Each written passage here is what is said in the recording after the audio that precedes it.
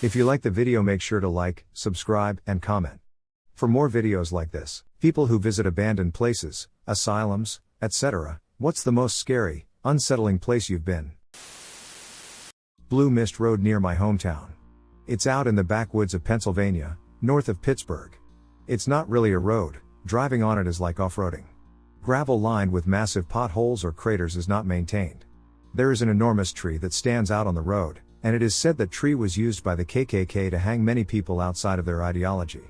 The lore is that the place is haunted by their spirits. My senior year in high school, my buddy and I decided to go check it out. We took my piece of SHT Datsun 310 down the road. We had to drive so slowly, or my car was going to fall apart. We started out laughing, but it got quiet in the car pretty fast as we approached the tree. I would have loved to just floor it and get out of there, but the road made that impossible. It's dark, we are in the middle of nowhere, and it's 1987. No cell phones. It was honestly terrifying. I can still hear my buddy asking or pleading to go faster. His voice was several octaves higher than usual. This is not a short road either. In total, it was like a 10-minute drive that felt like an hour. I live in the middle of nowhere in Alabama, 10 minutes away from the closest gas station and further from the closest store. I live about half a mile down a several-mile long dirt road. One time I had several of my friends over, all a bunch of teenage boys about 17 to 19 at the time, and they all got drunk and decided they wanted to go walking down the dirt road. I went along as the only sober one and the only one who knew the land. When we reached the end of the road, about 4 miles down, I suggested we turn back. My friends were very drunk and determined to keep walking even if there wasn't any road, so they jumped the gate and kept going. By this point, we are deep into the woods, with no cell service of any kind, no traffic, and no houses in sight.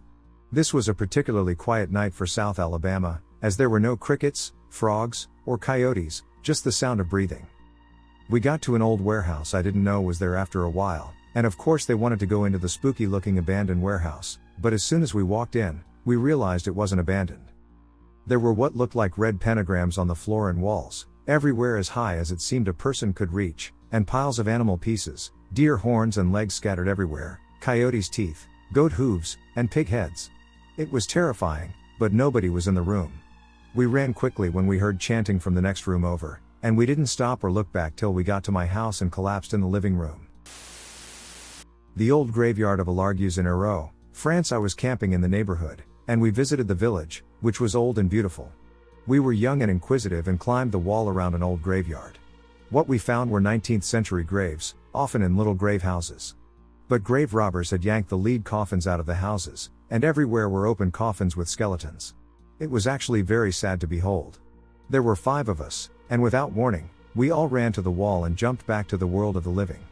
We all had a feeling we should not stay there a second longer. We could not explain it, just an overwhelming feeling of terror. About 15 years later, I passed that cemetery on the back of a motorcycle and just looked through a crack in the wall. I was struck with that same feeling. It is not a good place. I once visited an abandoned hospital on a film location scout.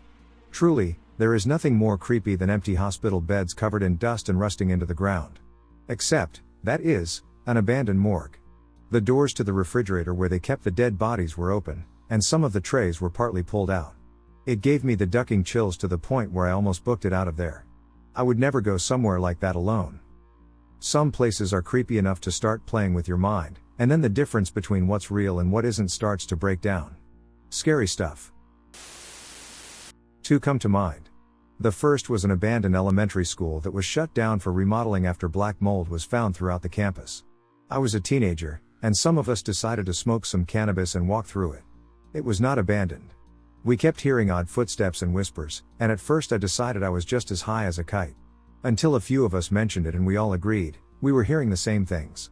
There were people who had broken in and were living in the classrooms. They were watching us from classroom windows as we walked through the halls. The second was being absolutely alone in the middle of a huge desert in between Dubai and Oman. Long story of how I ended up there that I do not want to get into, but I was going to be spending the night. Laying down in the sand and just seeing the entire sky crystal clear, with nothing to the sides of me except sand and wind, I felt like nothing in the vastness of the universe. It was mind-bogglingly spooky. The Dentler Estate, Portland, Oregon. This house made me think I'd rather live in the Amityville house and rent out this place. I've been to haunted graveyards, asylums, hospitals, and houses. This house still gives me night terrors. It hinges around a single door in the house.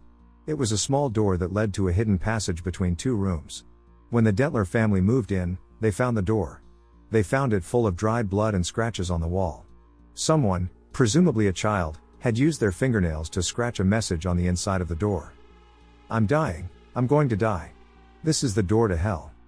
Since opening that door, myself and anyone who has ever touched that door still have nightmares about it. Imagine you could be dreaming about anything, and you open a door unrelated to the door to hell, and as soon as you open that door, you're back in that bedroom that contained the door to hell. What's worse is that the door has gotten progressively closer for all of us over the years, and we only know one thing. It wants us. Think of the unnerving or outright terror you feel when an animal is looking at you as if you're food. That feeling. Sometime in the early 2000s, the family fled the house once and for all and had it bulldozed, the Historical Society be damned. They changed their names and moved away. I never heard from the family again. The church I went to growing up, it was well over 100 years old and was Gothic Revival. Architecture. Nothing but stone, tile, and brick, with lots of ornate wooden carvings and gold relief. It was beautiful. However, there were all these twists and turns. Tunnels and odd, almost secret passages you could explore as a kid when we were in certain areas. There was always a feeling of being watched. Presence in the room. Lurking. Maybe God is real? Anyway, this place had a couple classrooms where I saw my first shadow people scare the crap out of me. Always down this hallway, a dark shadow would be standing in an empty classroom. I got ballsy one time with my brother, and we checked it out, but no one was in the room. I would see that shadow figure in various rooms. It got to the point where I wouldn't go to certain areas of the church alone. I stopped attending church when I was 18.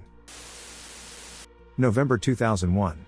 I was born and raised on Staten Island but moved to Minnesota in my early 20s. I had to travel from Minneapolis to NYC for my father's funeral. He had passed away from heart failure. It was my first visit since 9/11. I stopped by the WTC site to pay my respects. In my earlier years, I walked past the towers almost daily on my way to and from work and always watched them from the ferry on my way home. Seeing an empty space that had been occupied by those buildings that had been there my whole life was beyond weird, and the thought of all the lives lost and families destroyed was foremost in my mind.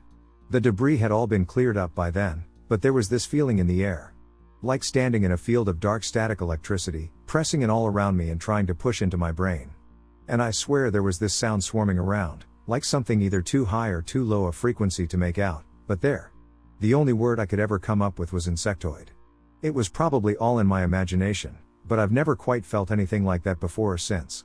The only other time in memory was driving with my wife along Vierth Parkway in Minneapolis one night. It's a very pretty drive lined with trees and wooded trails.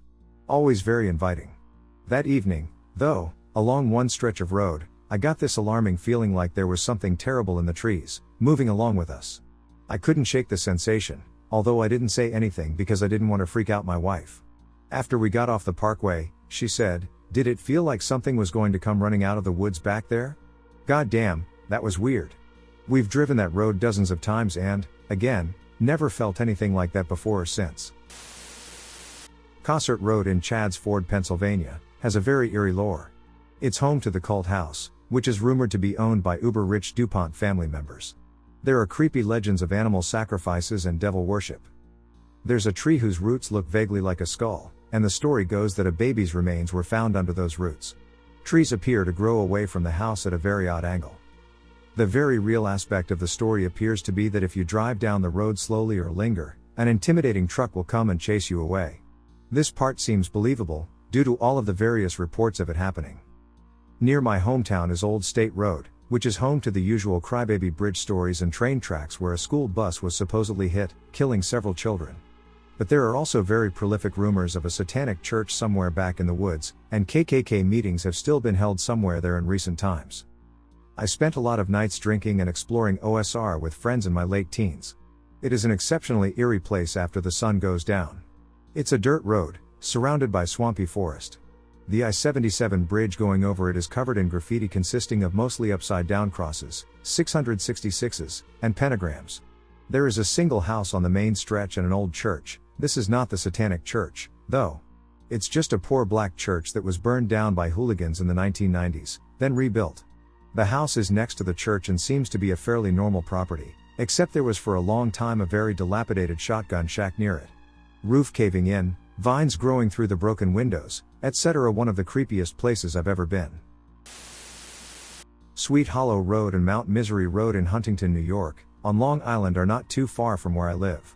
They both go through a huge nature preserve, both are very narrow, and both are less than a mile apart at their widest point.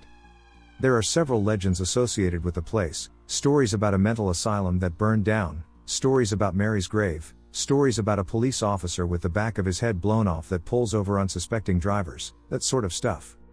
I've been down the road several times, they're quite serene during the daytime, and even at night I haven't experienced anything too surreal, though the roads certainly are creepy and very secluded. Though some friends and I did park for a long enough time at the end of Mount Misery Road at like 10 at night once and turned off the car and headlights, after about 30 seconds, the silence and our imaginations drove us crazy, and we got the hell out of there without anything actually happening. For the longest time, Mount Misery Road didn't even get its stolen street signs replaced. All intersections had solely the name of the intersecting road, and none for Mount Misery itself. The town of Huntington started putting signs up recently, however. There is an abandoned sanitarium outside of Kamloops, BC. We decided to go take a peek on a day off from working in the bush. Mainly, it seemed like a lot of hobo nests, piles of heroin needles, and, for some reason, an incredible number of Popeye candy cigarettes. There were gigantic bathtubs, ice baths, and sinkless, incredibly narrow bathrooms. We found out later that it was abandoned due to asbestos, so we all felt really smart in retrospect. There was a room off of the kitchen that was emanating a very strange smell, but it was pitch black despite the rest of the kitchen being pretty well lit by sunlight. All you could make out inside was kind of a shapeless mound. I sure as shit wasn't going in there, so I stuck my camera through the doorway and snapped a few pictures with the flash. Upon inspection, the mound was actually a lightly mutilated, dead sheep, completely covered in rat shit, with satanic paraphernalia scattered around it. I think it's around then that we decided our adventure was over. I wish I still had the photos, but it was in 2005, and the hard drive they were on crashed.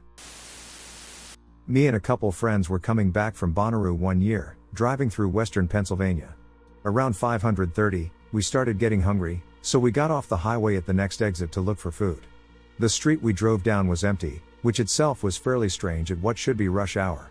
On top of this, it was mid-June, and the street was still lined with Christmas decorations. So we're driving down this fairly creepy street and figure we need to ask what's up, where to eat, and whatnot, so we pull into a gas station. It was closed at 5:30 in the afternoon on a Monday. So we decide to head back to the highway and turn around in the parking lot. When we come face to face with a big blue building with a huge skull painted on it, the skull had fangs with blood dripping off them and had a banner over it that read "The blood of the innocent." We figured the town was filled with vampires, as we are scientists, and that was clearly the most logical conclusion, and got the duck out of town and across running water as fast as we could so the vampires couldn't catch our scent and follow us once night fell. East St. Louis at night. Right off of Highway 70. For those of you who don't know, ESL is a rundown city across the Mississippi from St. Louis. It is rampant with drugs and prostitution. I was supposed to meet some friends at a seedy little strip club off of Route 3, but I got lost. This is not the area you want to get lost in.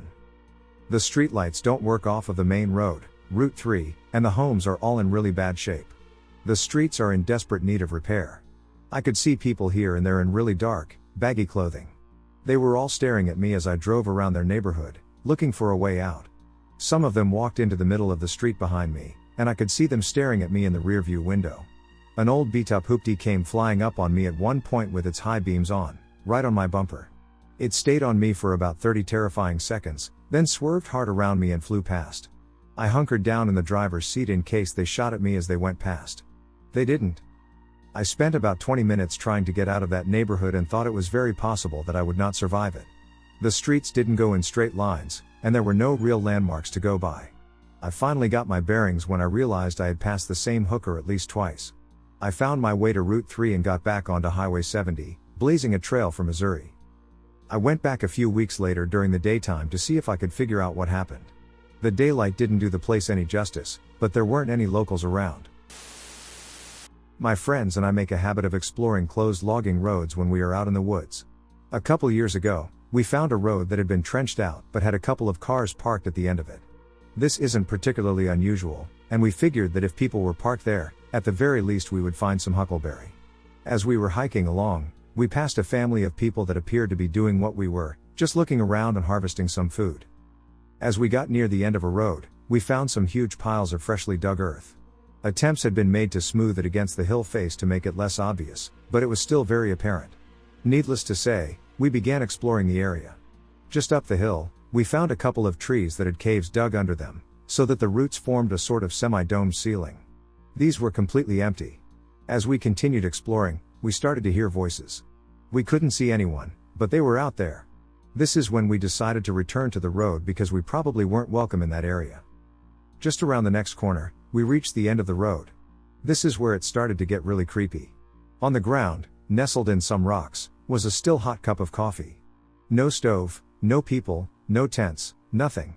Just a cup of coffee. Nailed to a tree next to the coffee was a hand-painted plywood sign. It was a simple warning that cave-ins had been occurring and to evacuate children from the shelters if you saw any dirt falling from the ceiling. At this point, we knew we really weren't welcome, so we got out of Dodge as fast as we could. But we never passed on the family. They were gone. All of the cars were still parked at the end of the road, but the people we had passed had vanished. I still have no idea where they went. I used to love exploring abandoned places with friends in my late teens or early 20s. There was this small town nearby, tucked away by the river, that has always given off extremely sketchy vibes. In that town, there was an abandoned house way up on a hill that was rumored to be an old KKK house. I'm pretty sure the rumors turned out not to be true, but they still intrigued me. I went with a friend about 10 years ago to break in and explore, and we didn't find anything unusual except in one of the old barns near the house.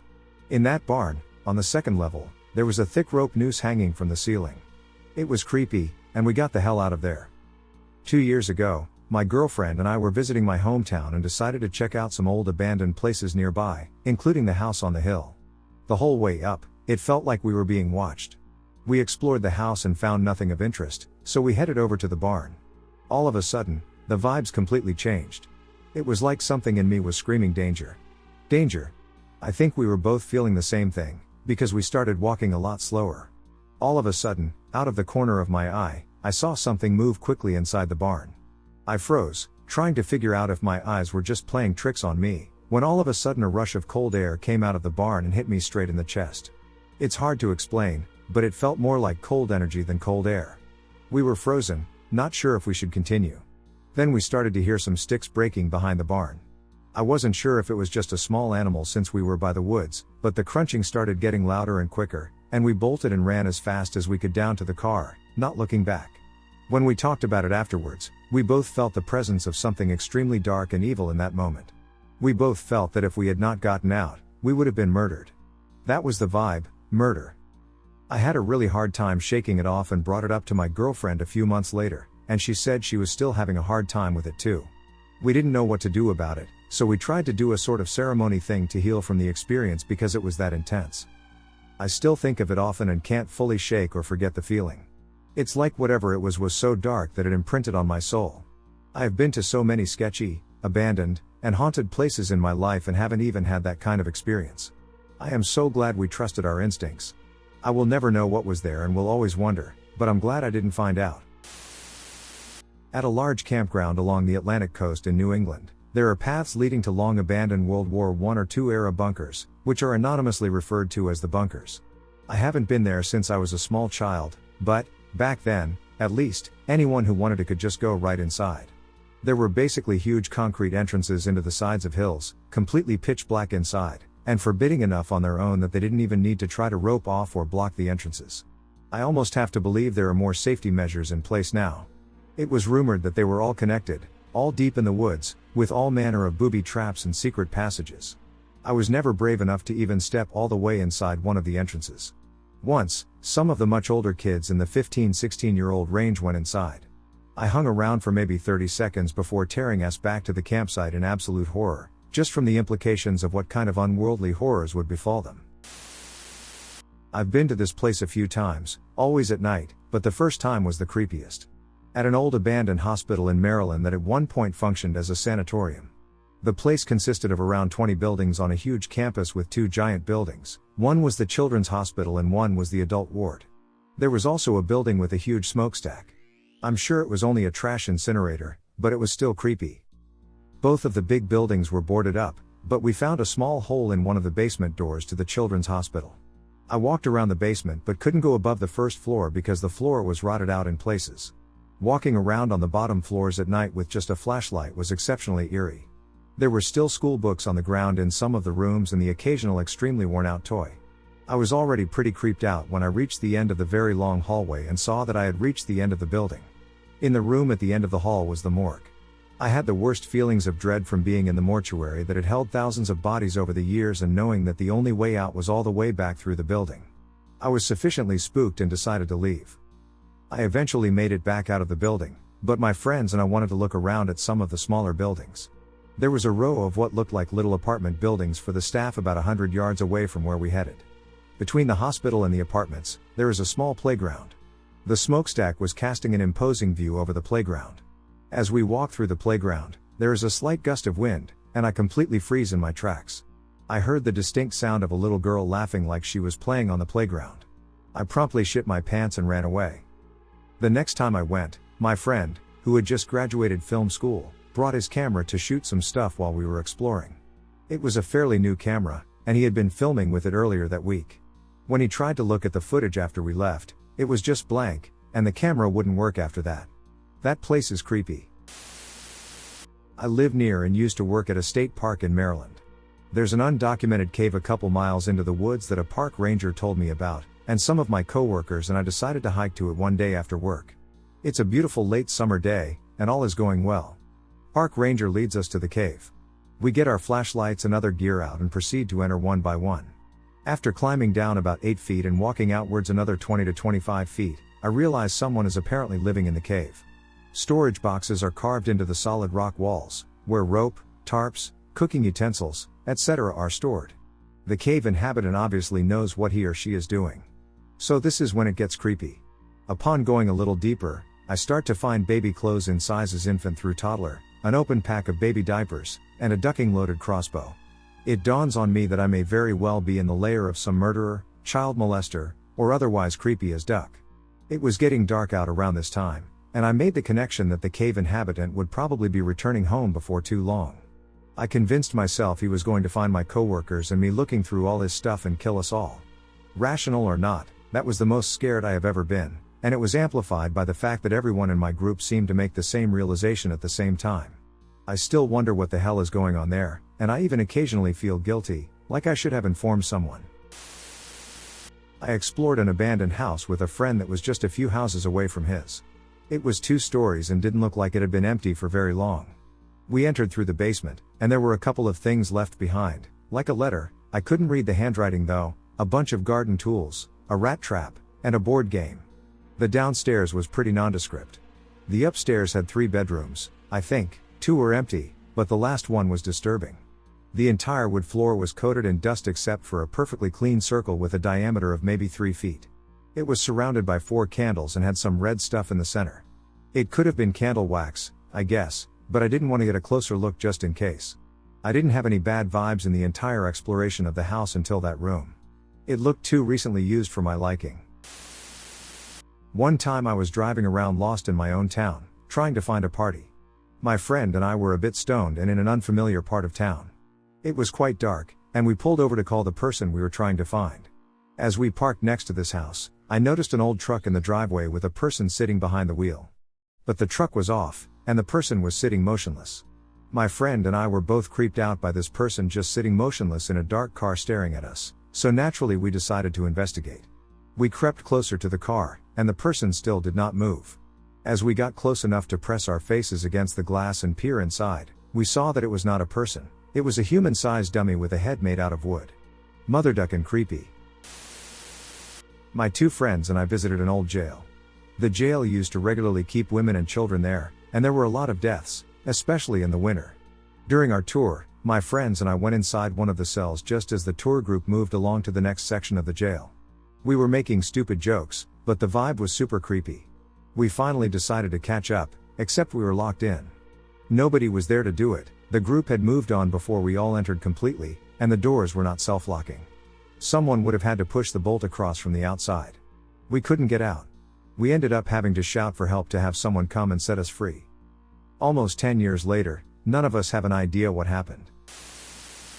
When I was in high school and living in Seattle, ghost hunting, visiting abandoned places, was a frequent activity for us. There is a place north of Seattle called 13 Steps to Hell.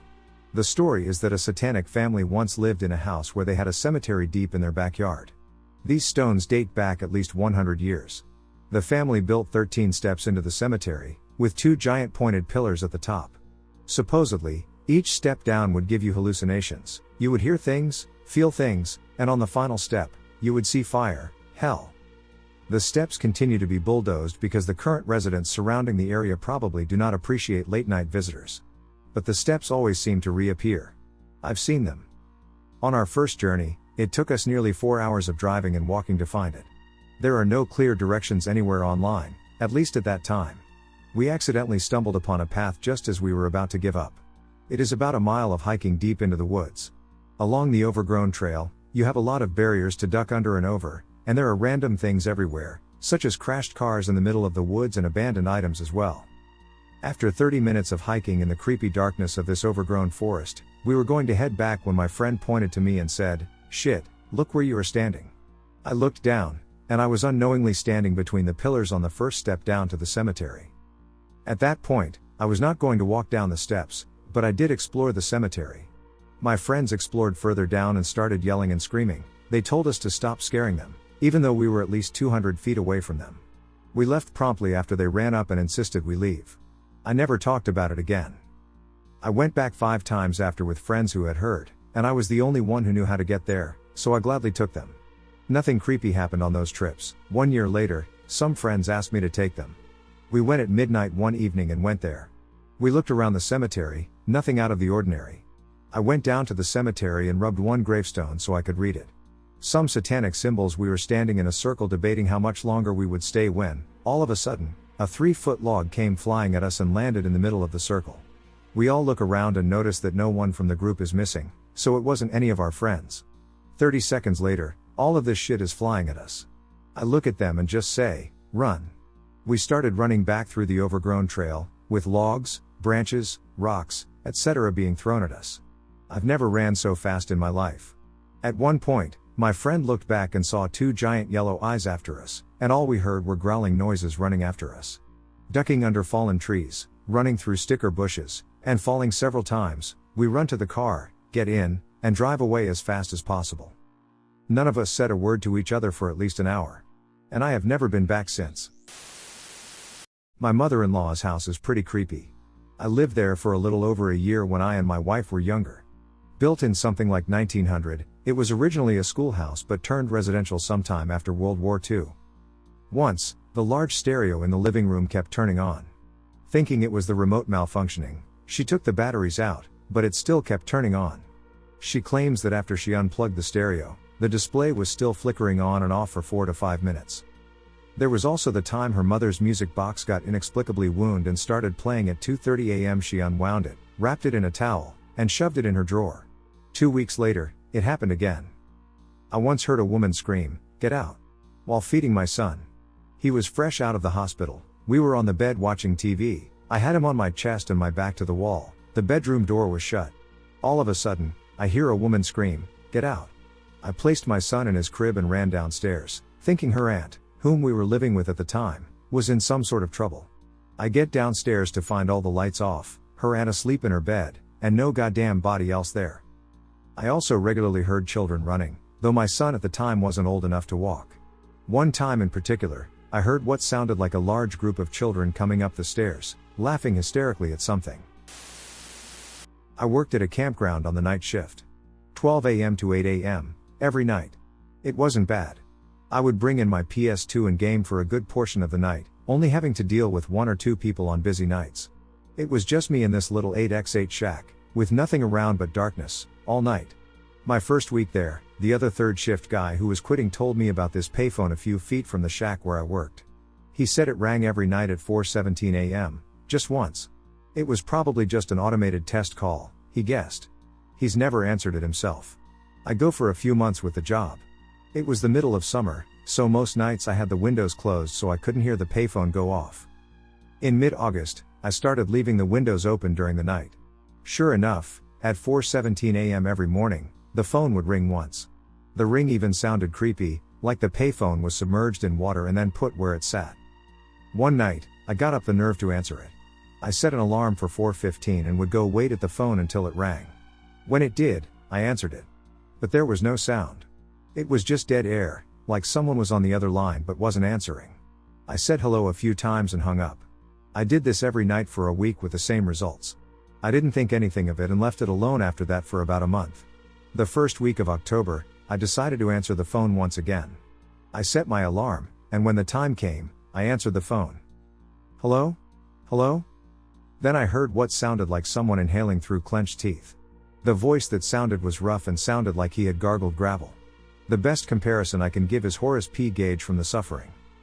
He said my name. My complete name first, middle, and last. It was a voice I'd never heard.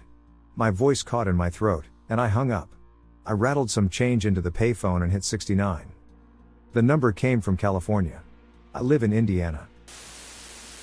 A couple friends and I were bored one night and decided to drive out to this abandoned house a little ways out of town. On the way to the abandoned house is a small, square building surrounded by odd radio/antenna tower things. People call it the alien farm because it's used to study and communicate with aliens.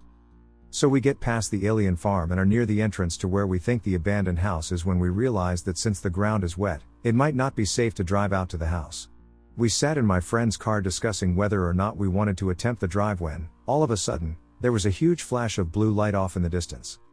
We all saw it and tried to think of what it could possibly have been, but came up with nothing. I still have no idea what it was, but it scared the piss out of me. I used to work on a hospital campus at a place where patients receiving treatment stayed. It was like Ronald McDonald House, but for adults. I usually worked a second shift.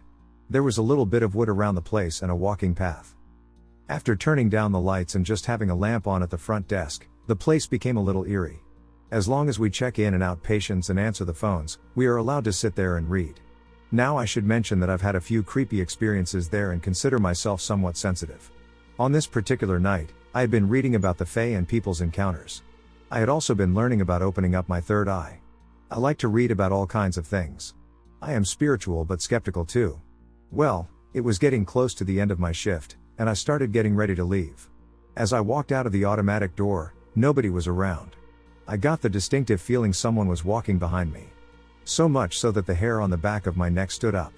As I got to my car, I turned around to see if someone was there, and there was no one. I then heard a high-pitched giggle from the bushes. I got goosebumps all over and got the hell out of there.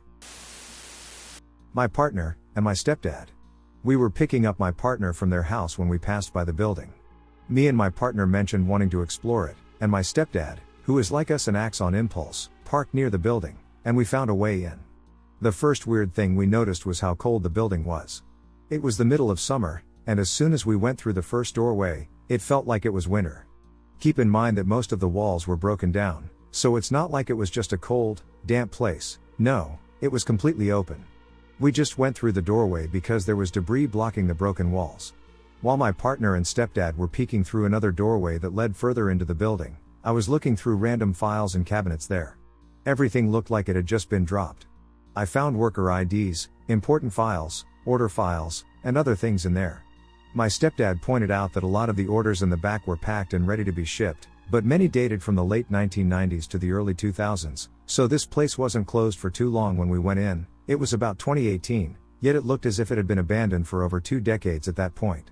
But then again, I don't know how building deterioration works. As we were talking about how weird the place was, I got this really weird feeling, that danger, fight, or flight kind of feeling. I don't know how else to explain it, but anyway, I told them about it, and we agreed to leave. Once back in the car and driving away, me and my partner noticed something in the doorway we just left. It looked kind of human but not quiet. The best I can explain is something out of the uncanny valley. Just human enough to pass, but something is clearly off about it. We've never gone back to it, and my partner currently lives somewhere else, but I always get that weird feeling when driving past the building. When I was 19, I traveled to southern Spain to work as an au pair. Into my stay, I met a guy and ended up moving in with his sister and her partner, but that's a story for another day. We decided to go on a road trip along the coast of southern Spain and up the other side towards Portugal. Near the border with Portugal, there was a town called Sanlúcar de la Barrameda. My boyfriend and I arrived in town in the late afternoon. There were people milling around on the boardwalk, and all of the restaurants were full of people dining. We found a hostel and paid for a room. This is when things began to turn strange. The hostel was empty when we arrived at the desk. We rang the bell and stood there for 10 minutes before a disheveled, gray-haired hag came down. She charged us for the room, which was eerily cheap. She led us up 6 flights of winding stairs to an infernally hot and windowless room. Stifled by the heat, we decided to go out and find dinner. By that time, it was dark, and the streets were empty. We wandered around for a while. Eventually, we found one place that's open. There was no one in the place and no food, so we ordered drinks. The bartender looked like a Spanish John Waters, and the lone customer was a lovely yet scary trans woman. We left the bar to head back to the hostel and were intercepted by a pack of wild street dogs. We thwarted them and made our way back to the hostel. Our room was even hotter, and we heard the sounds of a woman wailing down the hall. After half an hour of listening to the wailing and sweating, we left with plans to drive to another town. As we drove out of town at 1 a.m., we passed a man plowing his fields on a tractor with no lights. On the corner, as we rolled out of town, an emaciated prostitute with cavernous eyes jumped out of the bushes towards us as we stopped at a traffic light. Many years ago, when I was a teenager, my friends and I decided to venture to Camp Dark River, located deep in the Blackwood Forest, a place we used to visit on our summer vacations to enjoy nature adventures. The afternoon faded as we explored the deteriorating wooden cabins. A whispering voice, like a distant echo, called to us from deep in the forest, dragging us into the darkness. Intrigued and terrified, we followed the sound, not knowing what we would find.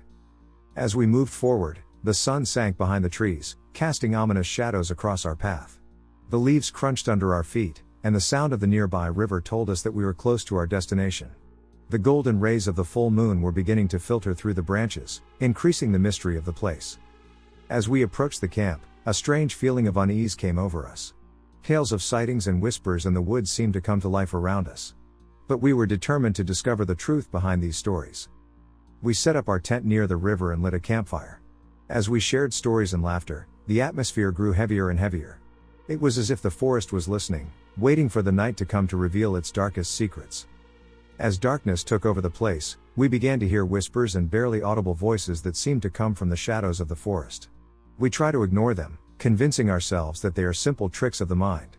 But when shadows began to move through the trees, our bravery quickly faded. That night, a group of us gathered around a crackling campfire by the eerie, murmuring river. It was a starry night, but the feeling that something was not right hung in the air, as if the forest held dark secrets. As the night progressed, we began to hear strange whispers coming from the river. We ignored the sounds at first, thinking they were just our imagination playing tricks or just the fish in the river. We continued telling ghost stories and laughing, but the whispers became more audible, as if someone was trying to communicate with us from the depths of the water. Finally, one of us, the bravest, Thomas, decided to approach the river with a flashlight in hand. When I illuminated the water, nothing happened, they just looked like fish swimming. But then, John, acting brave, grabbed the flashlight, and to everyone's surprise, we saw a pale and shadowy reflection that chilled our blood.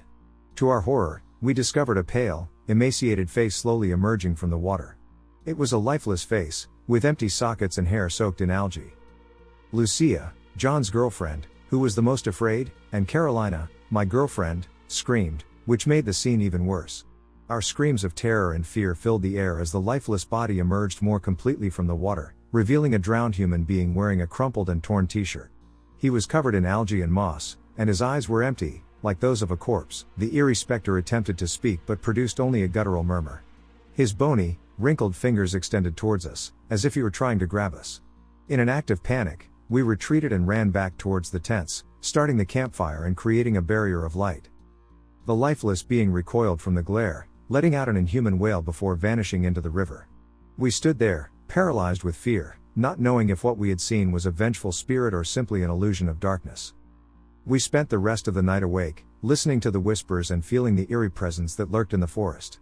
When dawn finally broke, we hurriedly packed our things and left Dark River Camp, vowing never to return. Since that night, the Dark River Camp has been abandoned. The wooden bridge that crossed the river was covered with weeds, as if nature itself wanted to hide what happened there.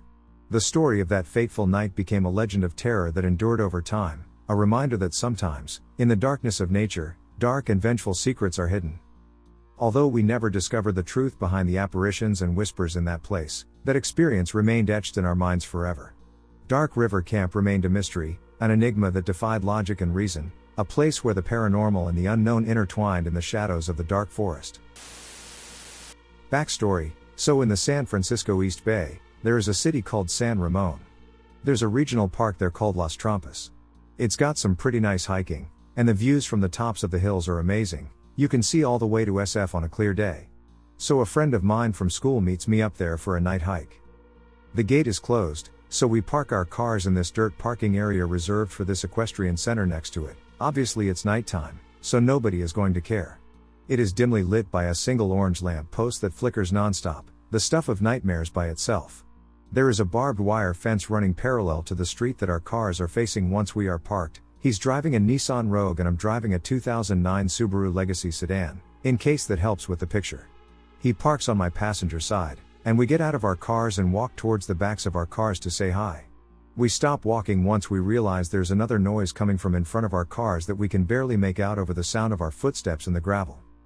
This ducking sound, I don't even know what to compare it to. It was angry, growling, deep, and vicious. We glance at each other and bolt to get into his car, which is bigger than mine, in case we have to run this ducking thing over, escaping. Logic, right? We crack his window just enough to hear this noise getting closer and closer, relatively quickly. He tries shining his headlights or high beams into the bushes in front of us to see if we can figure out what this ducking thing is, but all we could see was bushes. Well, ducked hat. I have him drive me over to the driver's side door of my car. No way in hell was I going to walk around both of our cars and risk getting attacked. I unlock my car with the fob from inside his car and dash into it, locking the doors. This car requires you to apply the brakes before you start it. I think it might have rolled forward slightly or something when I parked, because now the brake pedal wouldn't compress. Commence freakout. I'm pushing with all my might, nearly breaking the seat back, trying to get this ducking pedal down. It doesn't budge. WTF. Did this thing duck with my car somehow? That doesn't make sense, but then, duck logic, I'm terrified. So I pulled the handbrake, hoping that would make some sort of difference. I don't think it really did, but after another extended amount of freakout time and calling the friend to tell him my car was acting up, he was still next to me waiting, it finally went down enough to start the car. Sweet Mary Mother of God, thank you. Proceed to fly backwards. Then remember that the handbrake is still on, whoops. Turn that off and lead the way, doing 50 in a 35, to get the duck out as fast as we can without driving off the road. We finally ended up pulling over in a residential neighborhood because I was still in freakout mode and doing double the speed limit. We stopped to talk about what happened, and he tells me that as he was following me out of the park, he saw something keeping up with us running along the wires above us, and it was a little bigger than a raccoon. Duck that. I went home and Googled heavily, trying to pin that noise onto any of the native animals. The closest thing I could find was a bobcat, and even that wasn't anything like what I heard. The thing sounded like a ducking turkey but was super deep, like a dog's growl. We eventually decided it was a chupacabra. Me and my mom were taking our dogs out in rural Lapland, and we usually take pretty long walks, especially during the summer when the sun doesn't set, so it's nice and bright throughout the night. We walked the main road for some time and decided to go to a field owned by one of our relatives. It's a small country road with a lot of small hills and bumps, barely accessible with a car, and the forest around it is very dark and thick. It was a particularly warm day, but once we hit that small road, it got noticeably colder, and we both noticed it and talked about it. Our dogs are two big German shepherds, both trained in tracking and security. If there are any animals anywhere close, our dogs will immediately pick up the scent and start sniffing the air or the road, but not this time. They didn't smell anything out of the ordinary. We get to the field, which is pretty big and open, and right on the left side when you enter, there is a small wooden storage house of some sort that isn't really used anymore, and it has a lock on it. I was looking at the ground while talking, and straight out of the blue, both of our dogs stopped, like facing a wall a few meters outside the house. We stopped, and I immediately followed up on my dog's body and looked where they were staring, and it was directly at the storage house. At pretty much the exact same moment, there was this loud, weird scream or growl that I had never heard before. Without saying a word, both me and my mom do a 180-degree turn and start running. Our dogs follow immediately and take the lead. The only thing we said was what the duck was that before reaching the main road, and I can assure you, I have never ever run that fast in my life. My mom is from that area, and I myself am used to the sounds of animals and know exactly how they sound. Neither of us has ever heard anything like that before. The fact that our dogs didn't growl, bark, make a sound, or get a scent of any sort is what made it extremely creepy and terrifying for us. Even their tails or hair didn't get up. The only thing they did was stop and stare at the shed for a split second before the weird sound. We went back home, got armed up, and took the rest of the men from the house and went to check out what it was. I got there, opened the door, and nothing happened. No tracks of any sort, no nothing, just a typical empty storage house with some hay in it. There were no signs of anyone sleeping or resting there, there were no imprints on anything. The sound did come from the house, but to this day, we have no idea what caused it. I'm 100% positive it's not a single animal that lives there because the sound was so different and weird. It was also very loud and somewhat aggressive sounding. The weirdest thing is the way our dogs reacted, or the fact that they didn't have the normal reaction that they would if faced by an animal or a human. The whole incident still gives me the creeps.